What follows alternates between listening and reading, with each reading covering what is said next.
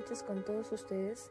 Hoy tenemos un nuevo capítulo en su programa favorito, Entre Ellas, en donde tendremos entrevistas exclusivas con mujeres espectaculares que se destacan en sus especialidades como doctoras psicólogas. Nuestra primera entrevistada será Tania Vélez Briones, psicóloga española, de 40 años, actualmente casada. Es profesora en la Universidad Autónoma de Madrid, destacando siempre por su trabajo de investigación en el campo del método clínico. Vélez ha publicado varios artículos académicos, además de libros de divulgación y colaboraciones con medios como El País, El Mundo y La Vanguardia.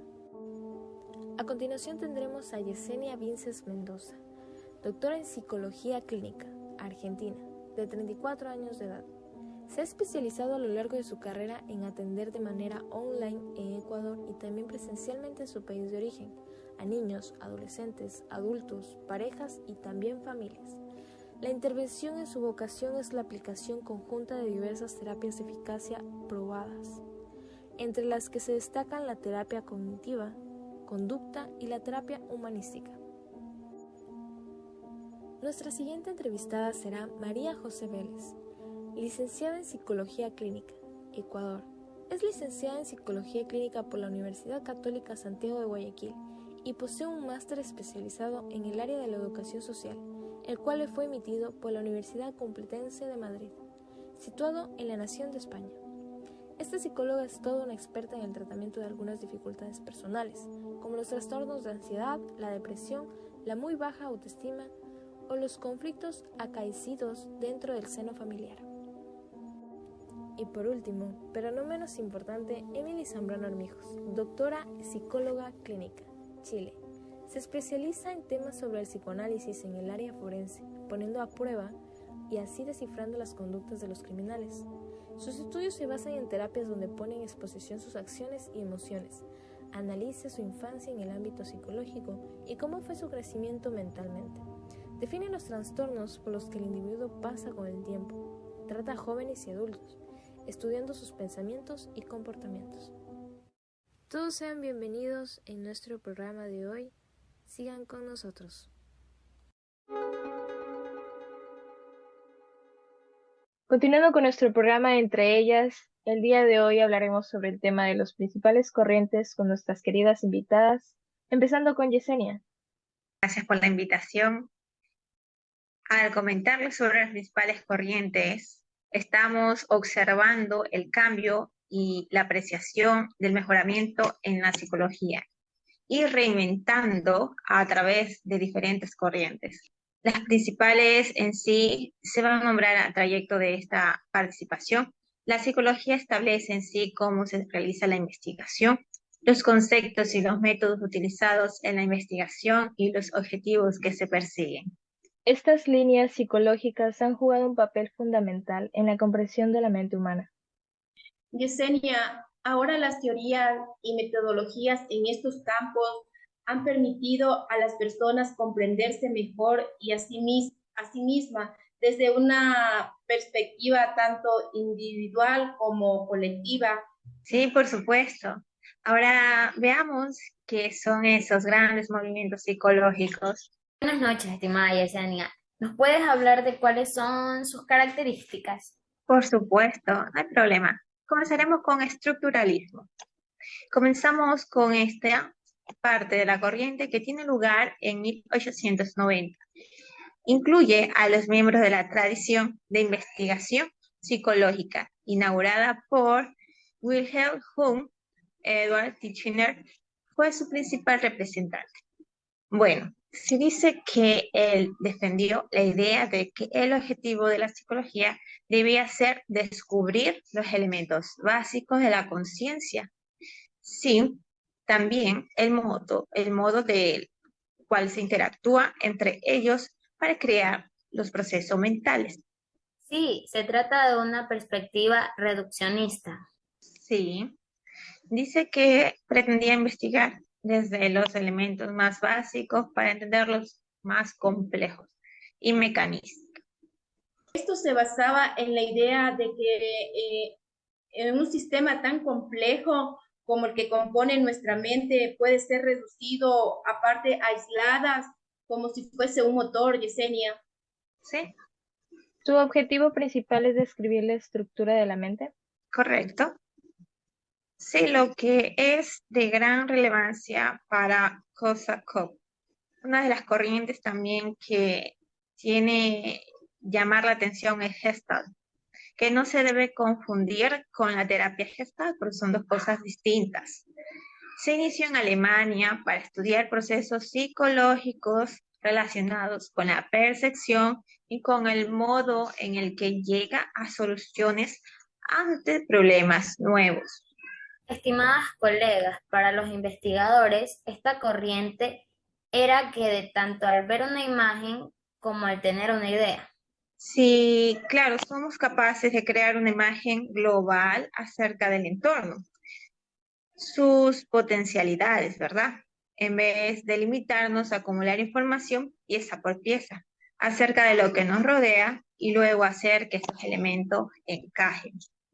Colega Yesenia, usted que ha investigado este tema, ¿qué es lo que nos anima a estudiar esta corriente? Me gustaría que nos contara un poco más de esto. Por supuesto, mi estimada Tania, las corrientes Gestalt tienen en sí una ley de proximidad, que son aquellos elementos que estén cercanos entre ellos, tienen a percibirse como una sola unidad.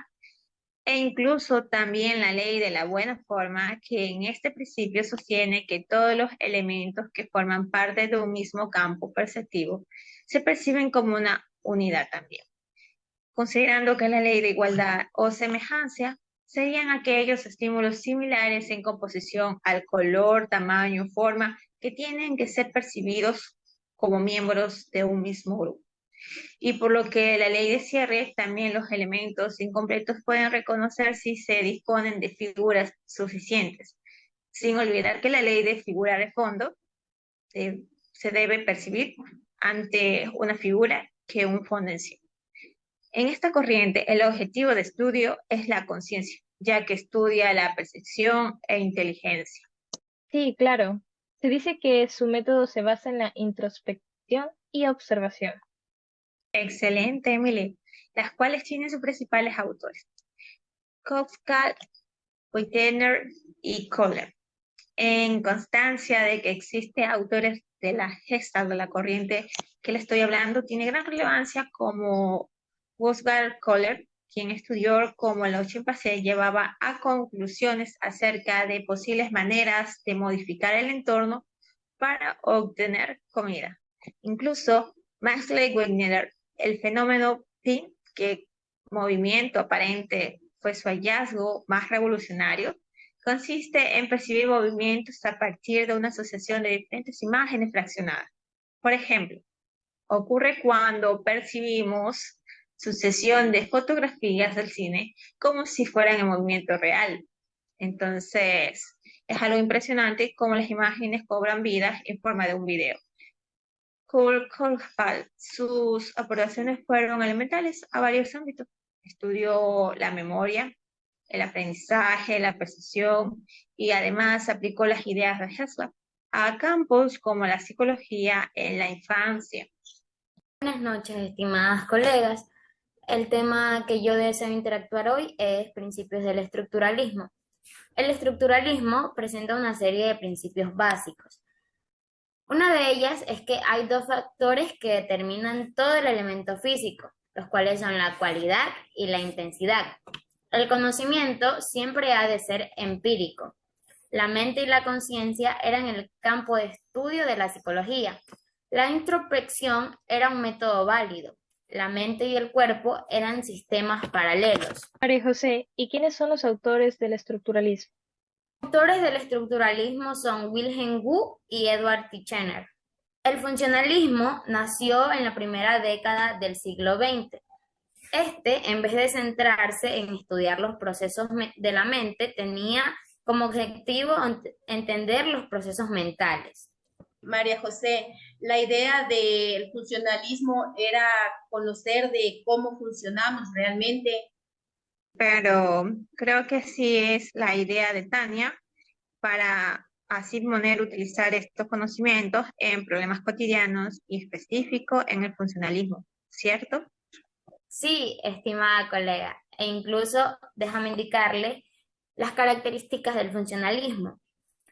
Una de las características es que se debe considerar que los procesos mentales tienen como función ayudar al organismo a su adaptación al entorno.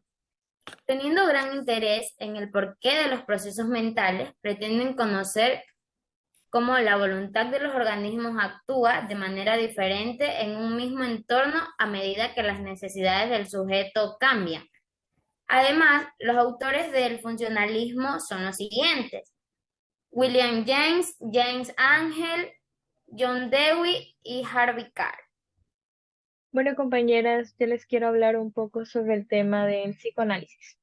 Esta corriente hizo su primera aparición en la obra de Sigmund Freud. En aquella obra se basa en cómo es el comportamiento humano. Sus sucesores dicen que se reconoce por identificarla por medio de interpretación y manifestaciones de manera simbólica. El objetivo es inconsciente. Su estudio de sus pensamientos, emoción y movimientos. Sus autores más destacados son Freud y Jung. Emily, ¿se ha revisado que aún esta teoría no se encuentra como científica? Bueno, se dice también que la consideran como una pseudociencia. ¿Es verdad eso, Emily? Pero aún así existen muchas teorías y escuelas que se basan en el psicoanálisis. Hablemos un poco de los autores del psicoanálisis. Sigmund Freud, Alfred Adler y Carl Jung. Ahora un poco del conductivismo. La aparición del conductivismo fue después del psicoanálisis, que fue considerada, según las corrientes psicológicas, totalmente opuesta a lo que opinaba Freud, mientras que el mentalismo creía que estaba de acuerdo con Freud. Los conductivistas basan sus teorías en la observación del comportamiento. Creo que eso se decía y así se evitaban la interpretación en actos simbólicos. Bueno, yo considero que ellos basaban la psicología como una conducta. Sí, sus estudios se especificaban en las relaciones que se dan entre los estímulos y sus respuestas. Se pueden referir como el condicionamiento clásico u operante. Hablemos un poco de los autores del conductivismo: John Brodus, Ivan Petrovich, Edward Lee, Burroughs, Frederick. ¿Cómo están? Muchas gracias por la invitación. El día de hoy yo les quiero hablar un poco de la corriente humanista. Esta corriente nace en los Estados Unidos en el año de 1962. Sus principales autores fueron Maslow y Roger.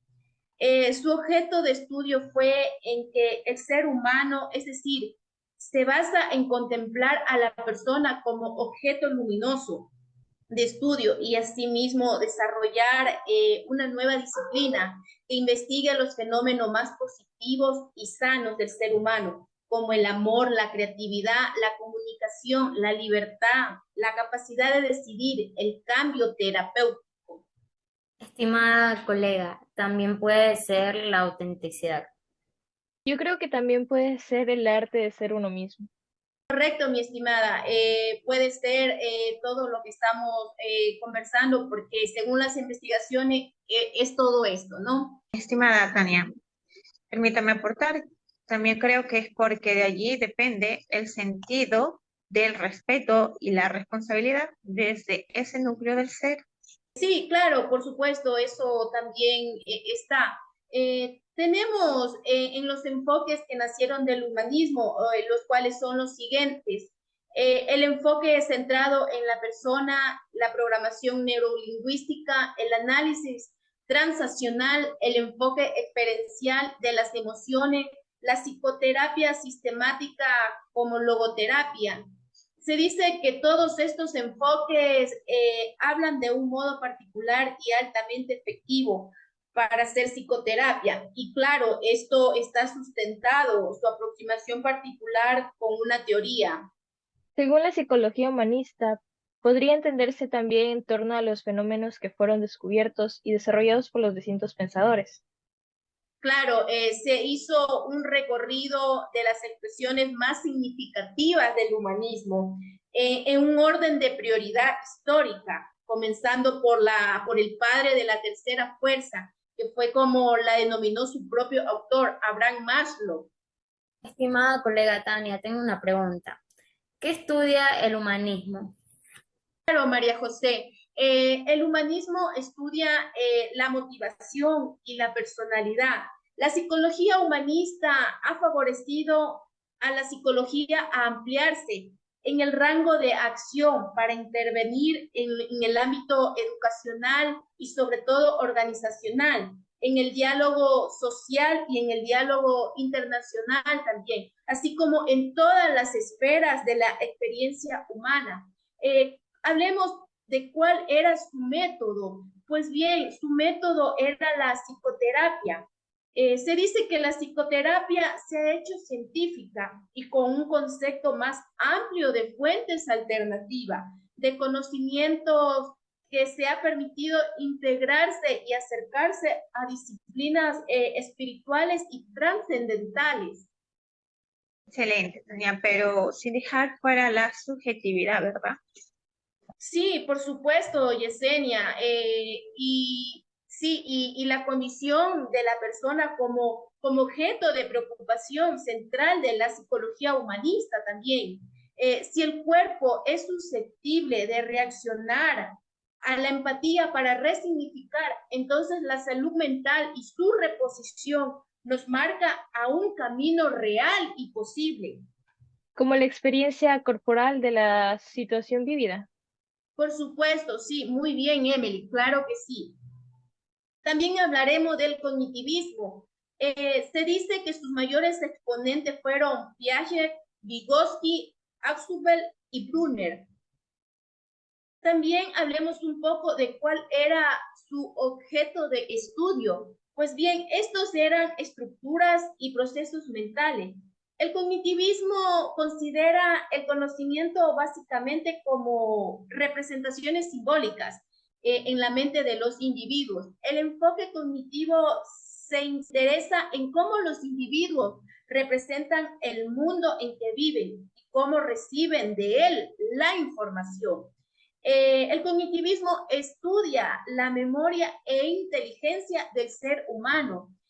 Esto es por la capacidad de pensar, recibir, recordar, comprender y organizar, dar uso de la información recogida. También se dice, mi estimada, que además se basa en los pensamientos y explora la capacidad de las mentes humanas para modificar y controlar la forma en que los estímulos afectan a nuestra conducta. Por supuesto, sí. Los retos y problemas para estudiar son tomados de la realidad.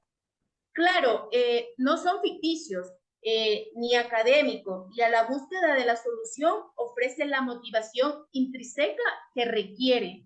El método del cognitivismo es experimental, compañera, es experimental. Este método, este modelo fomenta las posibilidades de dar nuevos sentidos y soluciones a cada búsqueda, estimulada por la enseñanza. Además, propone el desarrollo multifacético de las capacidades e intereses del estudiante. Ha sido un gusto estar conviviendo con estas bellas doctoras psicólogas y platicar sobre estos temas tan interesantes. Muchas gracias. Gracias. El gusto fue mío. Gracias. Gracias. Aquí despedimos su programa favorito entre ellas. Que tengan un buen resto de semana. Gracias por estar presentes.